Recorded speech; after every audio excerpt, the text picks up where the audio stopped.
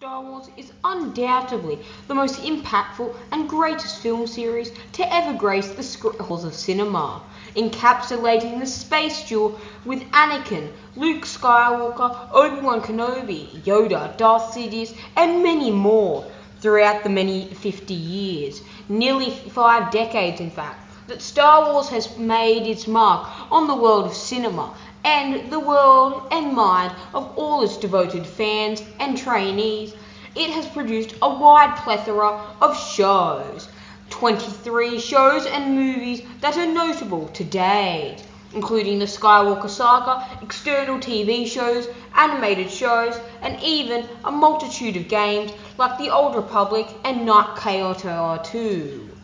A very good game that I highly recommend playing. Star Wars is incredible and has undoubtedly made its mark as the greatest film series to ever live. And if you have joined me here on this video today, you unquestionably would think the same. Before we begin, make sure to subscribe if you wish to ascend to the rank of Master as we rank all Star Wars shows and movies from worst to best. Coming in at number 23 position is Resistance, and I have a lot of things to say about this. Now, Resistance is all well and good, but it's essentially trying to take what I didn't really like in the first place, which was the sequel trilogy, that being The Force Awakens, and just making an animated spin-off of it. While seeing Kylo Ren in animation form was very cool, and seeing the Golden Stormtrooper with his idyllic armor shining brightly was also incredible. However, there are just too many cons that do not elevate this show past this number. It is a common theme that you will see throughout this ranking. Kylo Ren appearing in it, like I said before, was a major pro in its favour, and overall I would recommend it to any younger age Star Wars viewers that may have wandered across the galaxy to find this video, as it is certainly aimed at younger audiences, taking place outside the events of the sequel trilogy. Overall, it is decent, but cannot match up to the remainder of the plethora of shows on this list. Coming in at the number 22 position, we have Star Wars Visions. Now, Star Wars Visions is all well and good, with each episode having a dramatic and climactic finish. However, I personally do not like anime. And as much as I love Star Wars, this only skims above Resistance, because Resistance, in my opinion, in terms of Star Wars content, was quite bad. But Visions overall had some incredible episodes, with one of them being to stopping the lightsaber blade with the Force, and I believe that was an incredible inclusion in this TV show. It certainly possesses a lot of merit with the anime lovers and the Star Wars fans. And I certainly believe that if you enjoy this, it would be much higher on your list. However, anime is just not my thing, and is one of the major cons for this. But I do not believe it is downright terrible. It certainly has some merit and has some well and entertaining episodes that I have to note. And I highly recommend the younger audience, similar to Star Wars Resistance, checking this one out for themselves. It was certainly thrilling and entertaining to view, and the many plethora of episodes were very thrilling and exhilarating to watch. But despite its merit, it cannot compete with Star Wars The Clone Wars movie, kicking off the Clone Wars era as well as its TV show, hyping it up in the Star Wars community. The Clone Wars movie was vastly worse than its TV show. It introduced the character of Ahsoka, who to many Star Wars fans was the most arrogant and annoying Star Wars character for many, many years, until her fixing in the events of the Clone Wars TV series. The Clone Wars movie possessed a wide array of unique animation skills that I believed were very meritable and very incredible for its time. It entranced Star Wars fans, and if you enjoy the Clone Wars era of the Jedi, it would be very likely that this would be much higher on your list, rather than the 21st position. However, due to how good the Clone Wars TV show animation was in all its 7-year seasons and nearly over a decade of runtime, I just cannot compare it to this movie. The plot was okay, and I love seeing Count Dooku in animation form for the first time, but I would choose to watch the TV show any day. Coming in at the number 20 position, we have LEGO Star Wars The Freemaker Adventures. Now personally, I hold a lot of nostalgia, as this and around the year 2016 was my favourite show as a kid, and I hold a lot of happiness and good memories towards this. I enjoyed the plethora of side characters and funny animations, such as Roger and Darth Vader and MOC's rivalry that was poised to end in MOC's eventual death. I also love the Kyber Saber, a lightsaber said to be the first in existence, constructed of entirely synthetic lightsaber crystals that were composed of only kyber crystals and not a regular plasmatic blade. I also love the Freemaker's growth throughout the show. Emperor Palpatine having to pick his favourite between Vader and MOC constantly was also quite entertaining, and MOC's few moments where he showed limited compassion and humour was also very rewarding to the audience. The season and finale with the Battle of Endor was also one of the greatest LEGO Star Wars episodes that had ever been released, in my opinion. Coming in at the 19th position is the lowest ranked live-action Star Wars film, in my opinion, being Solo, a Star Wars story. Now, seeing Dryden Voss with scars riddled across his face was all well and good, but it cannot take away from all the lacking aspects of this show.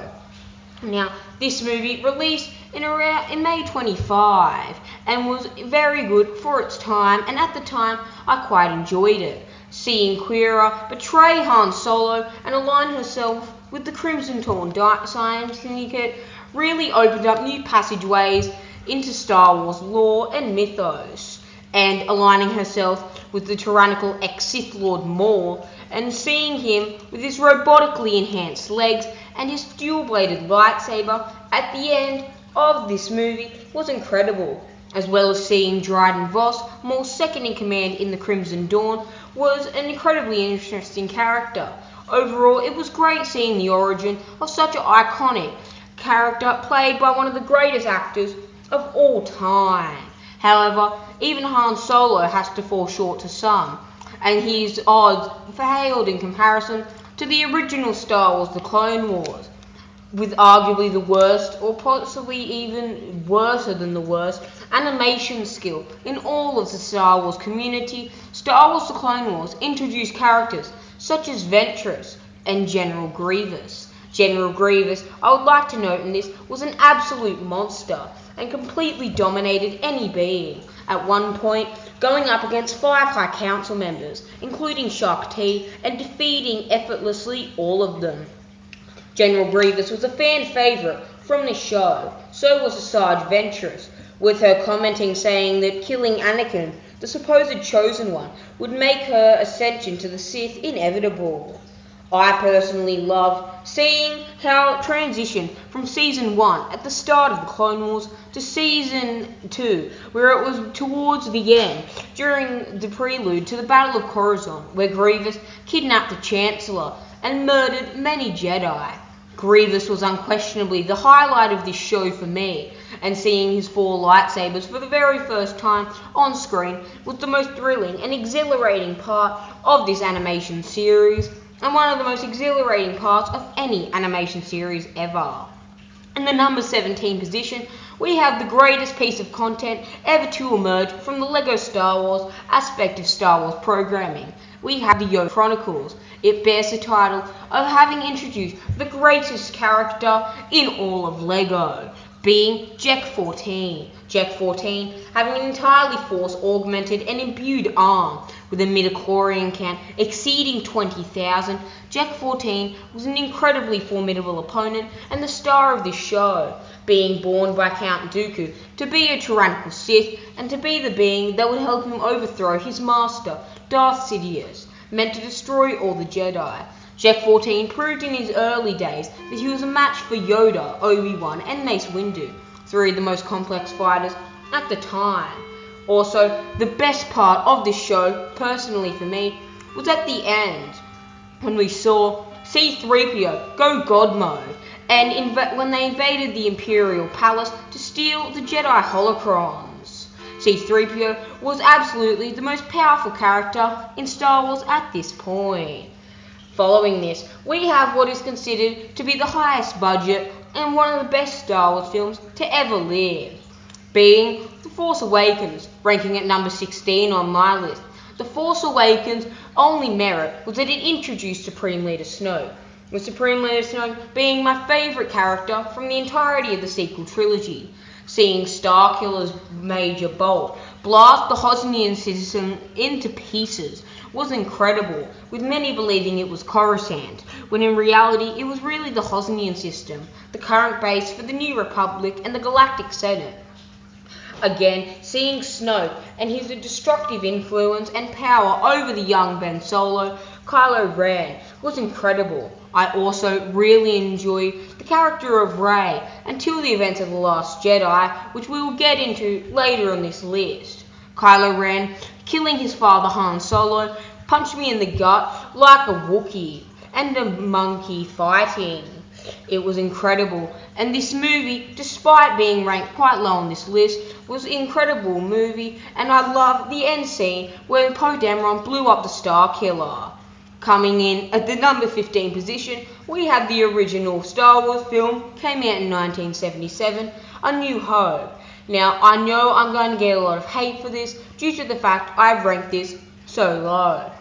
But I'm ranking the movies purely on how good they are, not on the nostalgia that I feel for them, or this could be all over this list. A New Hope is the first Star Wars film and the one that started everything, with Luke blowing up the first Death Star being perhaps the most iconic moment in all of fiction, and Darth Vader emerging for the first time in a lightsaber duel with Obi-Wan Kenobi, also known as Ben Kenobi, which, let's be real, looked like two old men getting up and fighting with their canes, but was nonetheless entertaining. And for its time, it was considered to be the greatest movie of all time, and considered by many to be one of the greatest films of all time, plural, beating Empire Strikes Back and Return of the Jedi in the ratings by far. This movie started it all, and I owe my entire career to this one idea George Lucas manifested. Now in the next position, we have Rogue One. Now Rogue One is an incredible movie for me, as I personally believe as the 14th installment on our list, it encompassed everything Disney could do good if they wanted to in Star Wars. Despite the obvious fact that all the characters die before the end of the book, either by a thermal detonator, with the use of explosives, with the Death Star, with the blaster, or just with a normal pistol, they all die before the end of the movie. It is the prelude to A New Hope and the prologue before the movie that we all know and absolutely love with all our heart. The Rogue One showed how the Rebel Alliance, and more importantly Leia Organa, got a hold of the Death Star plans. And honestly, if I'm honest, seeing Darth Vader emerge from that dark and gloomy hallway at the end of this movie was by far the highlight. Seeing him mercilessly massacre all of the rebel soldiers who opposed him in his relentless pursuit to uncover the plans that unknowingly held the weakness and the one orbitable point to the Death Star. Coming in at the next position, and at the number 13, we have the Book of Boba Fett. Now, the Book of Boba Fett is only this high due to the fact it has one character. Boba Fett is an incredible bounty hunter, and his TV series was amazing. Like, on its own, it was amazing. And I personally believe it's one of the best TV shows. I thought it was on par with The Mandalorian. Sort of deteriorated my expectations of TV shows a little bit after The Mandalorian, especially with Tales of the Jedi coming out.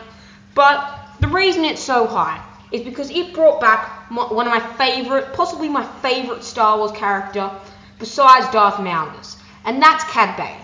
Now, Cad Bane, in my opinion, is the best bounty hunter in the galaxy.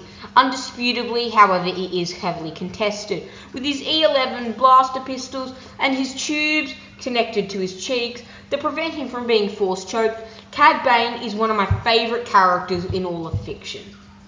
With his Western style attire and his amazing theme song, Cad Bane relentlessly makes this the number 13. Now, coming in at the number 12, we have The Empire Strikes Back. Now, like I said with A New Hope, don't get your pants off because I need to explain. Now, I am ranking this on the pure aesthetic, story and plot that this movie holds. And while I believe the plot is strong, the aesthetics for the time, while amazing, now have deteriorated in popularity. I love the Battle of Hoth, and it is one of my favourite battles in all of Star Wars, second to only the Battle of Endor. I love the Revelation scene, and has the most famous scene in all of fiction, where Darth Vader says to Luke that he is his father. Every time I watch that, chills still crawl up my spine, and I absolutely love this movie because of it.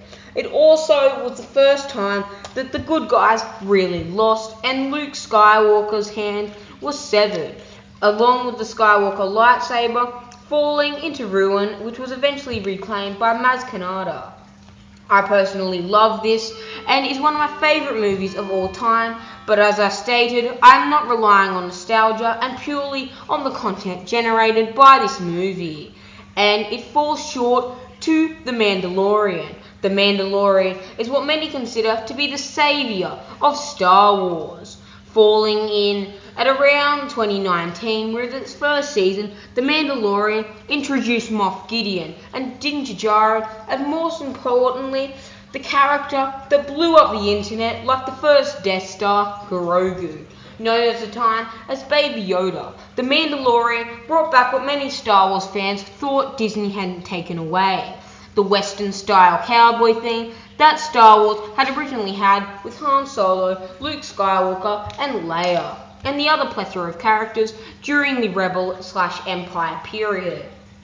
The Mandalorian introduced us to many more fan-favourite characters, such as Luke Skywalker, which I positively screamed in delight when he emerged in that hallway scene.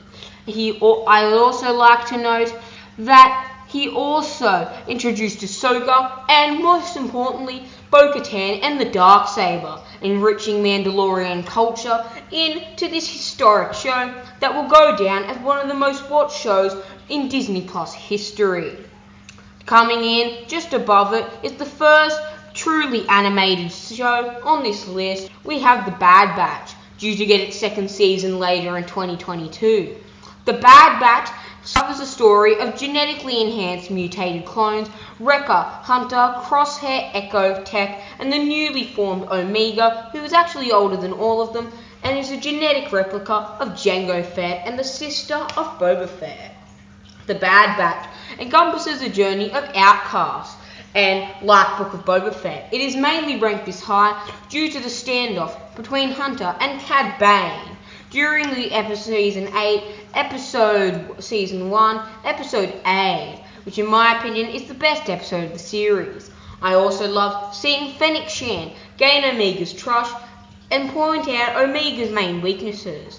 I also was delighted to see Cad Bane and Fennec Shand duel, and prove that even in his age, Cad Bane was still the most skilled bounty hunter at the time. This also revealed Cad Bane and Boba Fett's unfinished duel in Clone Wars did actually happen, and set up the story for the Book of Boba Fett to eventually commence.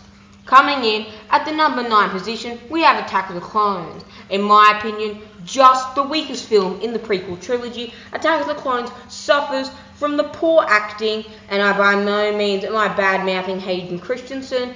I am bad-mouthing the director, George Lucas. As much as I love Lucas, I did not like the fact that Anakin's anger allowed for a less pleasing experience. Despite this, Lucas did an absolutely fantastic and immensely incredible job with this movie, with the Petronaki Arena in the end being one of the greatest final battles in history. Seeing Count Dooku, the Master Swordsman of Makashi, and the fallen Jedi lost from the Jedi Order and the 20th Jedi to willingly rebel against the Order was incredible, studying the ancient lore after this. But the crowning jewel of this were two things. One, seeing Yoda and Dooku duel in the Battle of the Jedi, seeing the Grand Master unveil his lightsaber was incredible. but also seeing Mace Windu finally ignite his spitting purple fire amethyst blade in the flesh, which I had been waiting for ever since the dawn of my Star Wars career and the films. However, despite its prowess in the movie Battlefield, it cannot match up to one of the most recent Star Wars shows, Obi-Wan Kenobi. Obi-Wan Kenobi rebrought Hayden Christensen and Ewan McGregor back into the wider scope of Star Wars, covering many aspects that many Star Wars fans loved, including mainly the dual and historic resemblance that Darth Vader and Obi-Wan Kenobi had for one another, with Darth Vader's relentless pursuit and Reva being crowned the Grand Inquisitor after killing and supposedly stabbing and killing the Grand Inquisitor by stabbing him in the abdomen with her lightsaber after achieving Obi-Wan Kenobi and finding him through a turmoil in the Force. It also showed how Obi-Wan reacted when he found out that Anakin, now Darth Vader, had survived their climactic duel on Mustafar during Revenge of the Sith.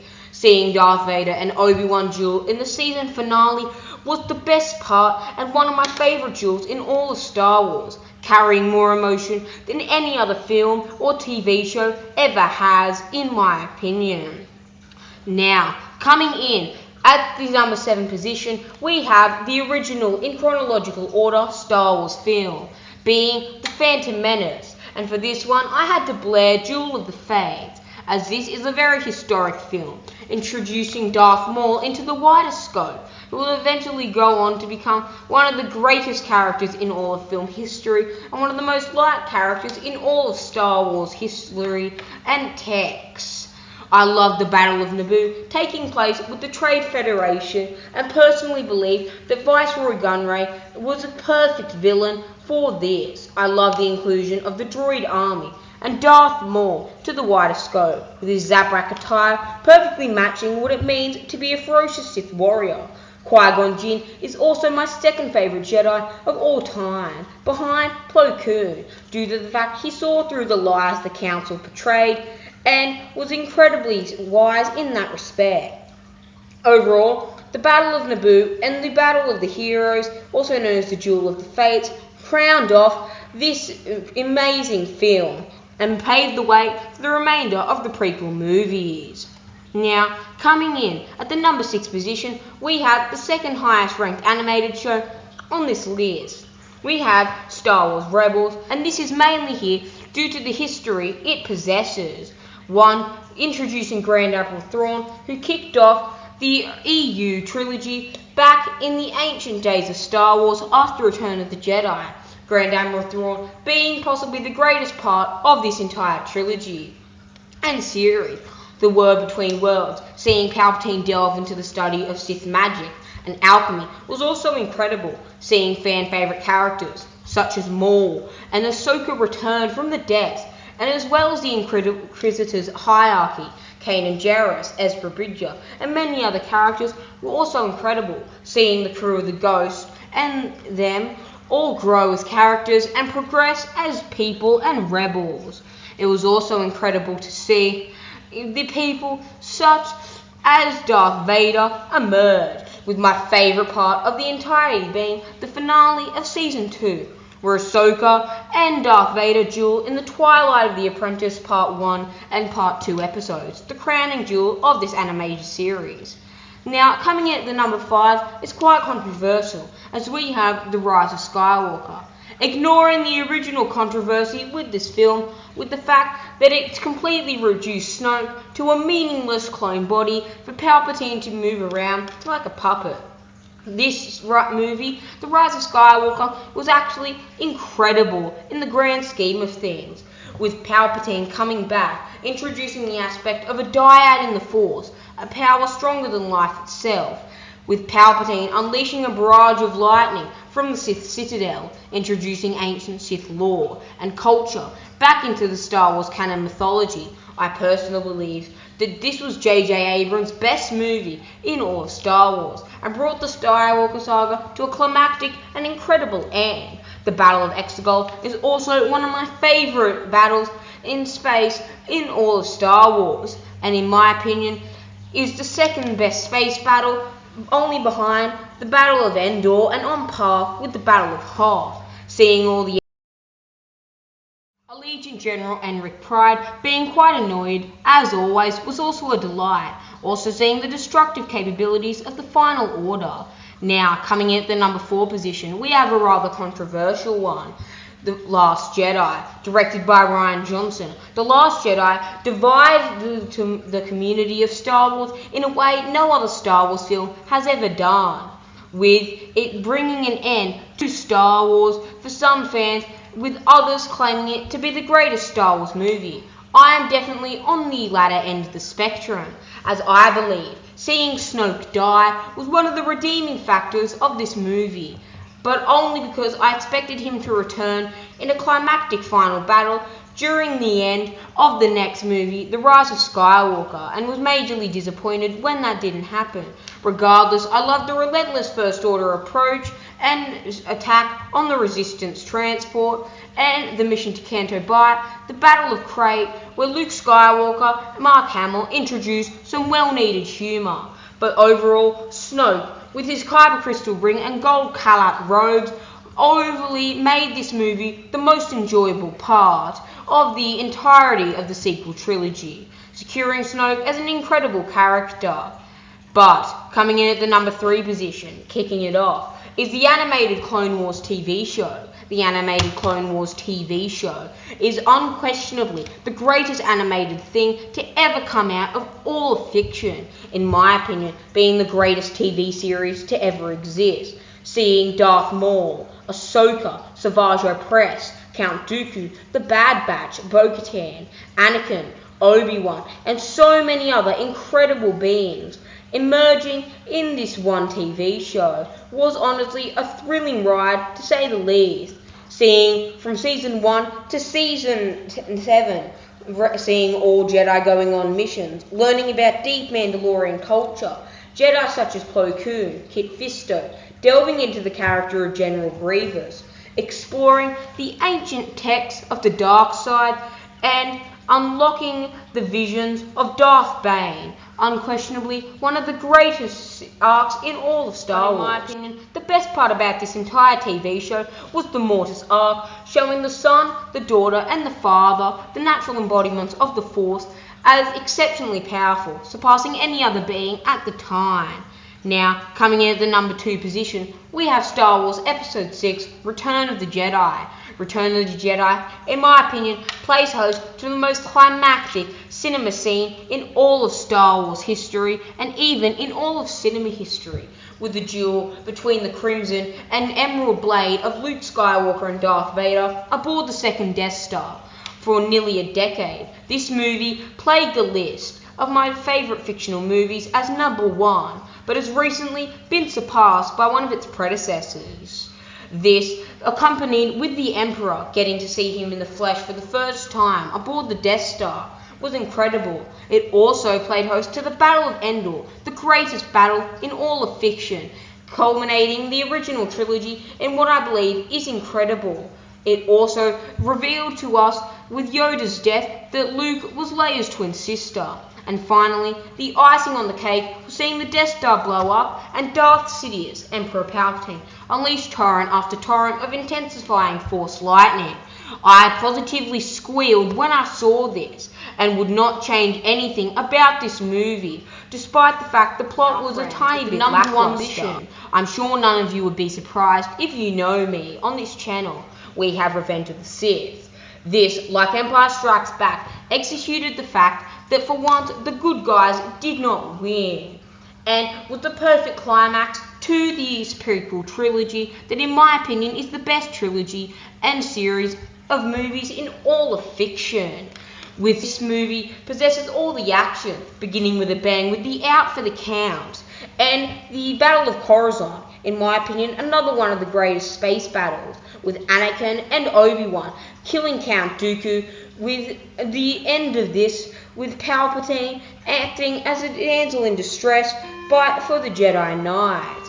Then we have Obi-Wan going to Utapau to face General Grievous, with Grievous unveiling his 4 arms and 4 lightsabers being incredible. Then we have the duel in the Senate chambers, where Palpatine uses Force Lightning yet again on Master Mace Windu, finally getting to see him in a lightsaber duel for once. Then the crowning achievement is the battle on Mustafar, concurrent with the battle in the Senate chambers, 2 of the greatest duels in all of fiction.